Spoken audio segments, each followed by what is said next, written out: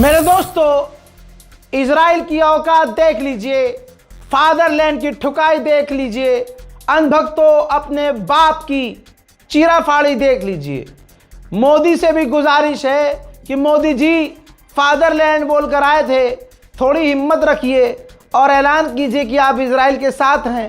कुछ तो कीजिए, फादरलैंड बोल के आ गए और फादर को बचा ही नहीं रहे हैं। आय हाय हाय हाय हाय हाय, जलालत की भी हद होती है भाई साहब। कल रात ईरान ने जो फादरलैंड की ठुकाई की है, उसमें फादरलैंड का एक ऐसा एरिया तबाह हो गया जिस फैक्ट्री के अंदर एरिया में इजराइल ड्रोन बनाता था।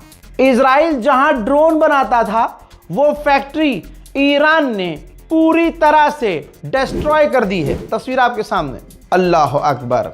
देख लो भैया, मोदी फादरलैंड जिनको बोलकर आ जाए, उसकी इतनी फाड़ दी जाती है कि वो खुद को खुद कुछ कह नहीं सकता। फादरलैंड का हाल देख लो। उम्मीद है कि मोदी जी कोने में रो रहे होंगे। भाई फादरलैंड है, तकलीफ तो होगी, और रोते हुए कोई फोटो थोड़ी ना आएगा मोदी जी का सामने। दर्द लेकिन हो रहा होगा। मेरे दोस्तों, ये हालात हैं। ये कल का हमला है, और आज का अभी थोड़ी देर पहले का हमला दिखाऊं। तेल अवीव पर और इजराइल के दूसरे इलाकों पर एक बार फिर से ईरान की मिसाइलें गिरी हैं, जिन्हें इजराइल नहीं रोक पाया है। सारे एयर डिफेंस सिस्टम इजराइल के फेल हो गए हैं। देखिए,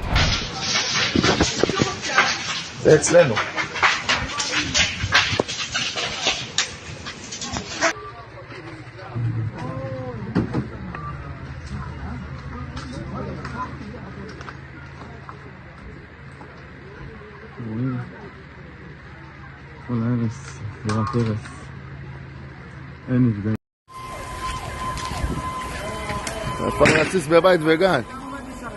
איפה האוטו שלך?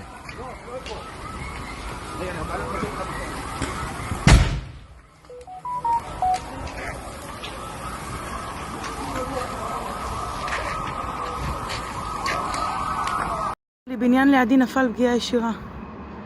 בניין לידי, אלוהים ישמור. والله يا حبيبي يا نزل حدنا، يا شوف حدنا نزل، رجت الدنيا رج، يما الرعب يما الرعب، يا ويلي يا حبيب الله. طلع وين العمره لحد المحل عندنا، طلع يم حد المحل حد العمره، طلع شوف هنا عن الدنيا اخو مريوكي، يما برجرج.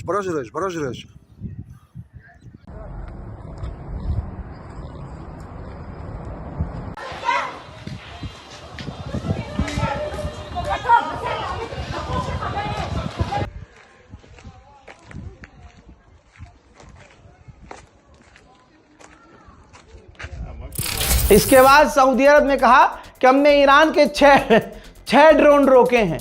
ऐसे ही रोका होगा जैसे 2 दिन बाद सामने आता है कि प्रिंस सुल्तान एयरबेस पर अमेरिका का फाइटर जेट तबाह हो गया, टैंकर तबाह। ऐसे ही इंशाल्लाह आप देखेंगे कि सऊदी अरब का फिर से झूठ निकलेगा कुछ ना कुछ। उधर दुबई की गैस फील्ड पर ड्रोन हमला हुआ, जिसके बाद दुबई की गैस फील्ड पर आग लग गई।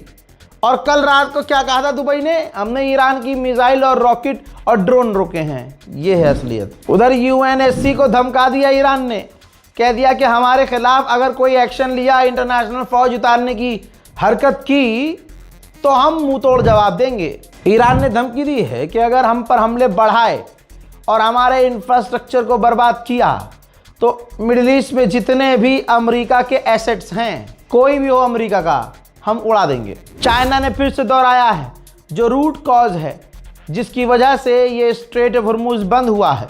वजह है अमेरिका, इजराइल और उनके आतंकी हमले। For disruptions to the passage through the Strait of Hormuz is the illegal US-Israeli military operations against Iran. Ceasefire as well as peace and stability in the Gulf region are the fundamental prerequisites to keep the international shipping routes safe and unimpeded. Parties need to work together to promote de-escalation and prevent regional turmoil from having a greater impact on global economy and energy security. Australia नई बात कह रहा है।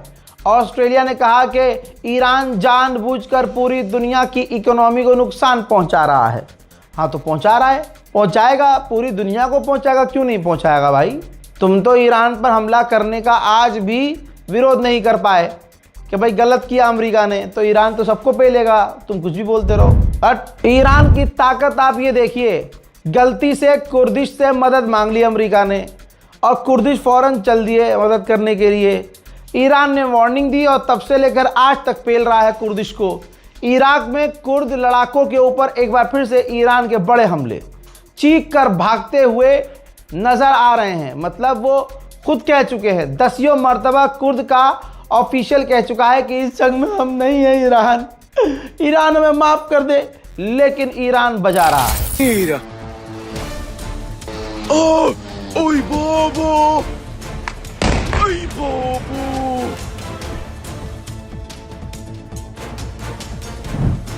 अब आप सोचिए, जब से जंग शुरू हुई है, तब से अब पहली बार वेस्टर्न फ्रांसीसी एक टैंकर स्ट्रेट ऑफ हॉर्मुज से ईरान के आगे हाथ जोड़कर सल्यूट मार के प्यार से निकला है, क्योंकि ईरान ने परमिशन दी है, क्योंकि फ्रांस न्यूट्रल होने की कोशिश कर रहा है और ईरान के खिलाफ बयानबाजी नहीं कर रहा है। पूरी दुनिया में खाना, पानी, फूड, खाने वाली चीज़ों के दाम बढ़ चुके हैं। आम लोगों को अच्छे से मालूम है, यहाँ तक कि भारत में भी ब्रेड हो, खाना पानी हो, आटा हो, दाल हो, इन सब पर दाम बढ़ चुका है। यह है ईरान की ज़रबत का असर। वहीं फ्रांस और साउथ कोरिया ने कहा है कि हम साथ मिलकर स्ट्रेट ऑफ हॉर्मुज खुलवाएंगे। बेटा अभी एक टैंकर जाने दिया है, फिर तेज चल रहे हो। इजराइल और अमेरिका जब जीत नहीं पाते क्या करते हैं? सिविलियंस पर हमला करते हैं। ईरान में रेड क्रिसेंट सोसाइटी मेडिकल जो उनका कैंप था, ठीक है, वेयर हाउस था, उसको उड़ा दिया है। ये एक परखच्चे आप देख लीजिए, ये ईरान की रेड क्रिसेंट ऑर्गेनाइजेशन से जुड़ा हुआ उनका ये कैंपेन था, कैंप लगा हुआ था, पूरी तरह से तबाह कर दिया है। ईरान के नेवी चीफ जो शहीद हुए, उनका जनाजा सामने है मेरे दोस्तों, जिनका नाम था अली रजा। अली रजा ईरान के नेवी चीफ थे। इजराइल ने टारगेट करके इनको असैसिनेट किया और इसी तरह से वो धोखे से ईरान के टॉप ऑफिशियल को हर दिन मार रहा है। इजराइल हर दिन डोनाल्ड ट्रंप को भड़का रहा है कि ऐसे नहीं, ऐसे कर लो तो ऐसा हो जाएगा, ऐसा नहीं तो ऐसे। तभी ये मामला और गंभीर हो रहा है। सामने आकर दोनों हार चुके हैं और दोनों बार बार कहते हैं कि हमारा तो मकसद ही रिजीम चेंज करना नहीं था। लेकिन अब डोनाल्ड ट्रंप को इजराइल ने कहा है कि अगर ईरान की इकोनॉमी साइट पर हमला किया गया तो ईरान की रिजीम गिर जाएगी। बात वही है, रिजीम नहीं गिर रही है, बौखलाया हुआ नेतन्याहू है। लीजिए, WHO ने भी वार्निंग दे दी है कि ईरान के हेल्थ केयर सिस्टम पर हमला कर रहा है इजराइल, जिसकी वजह से ईरान का हेल्थ केयर सिस्टम कोलैप्स हो सकता है। उधर ईरान के सिविलियंस एरिया और सिविलियन साइट पर लगातार अमेरिका और इजराइल टॉप के हमले कर रहे हैं, बड़े हमले कर रहे हैं। देखिए कुछ मंजर।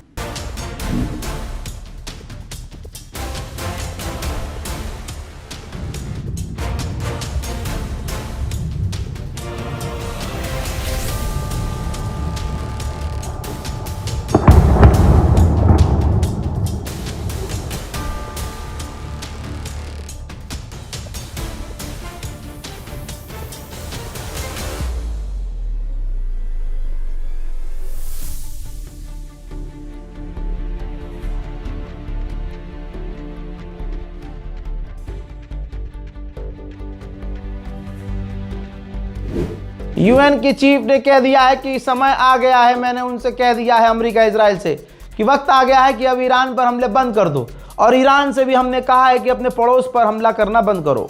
हजरात, ये कहानी कहाँ जाकर रुकेगी नहीं पता, लेकिन मामला गंभीर ही हो रहा है। इस रिपोर्ट को शेयर कीजिएगा, अपनी राय कमेंट में लिखिएगा और इंतजार कीजिएगा मेरे अगले अपडेट का। तब तक के लिए जय हिंद।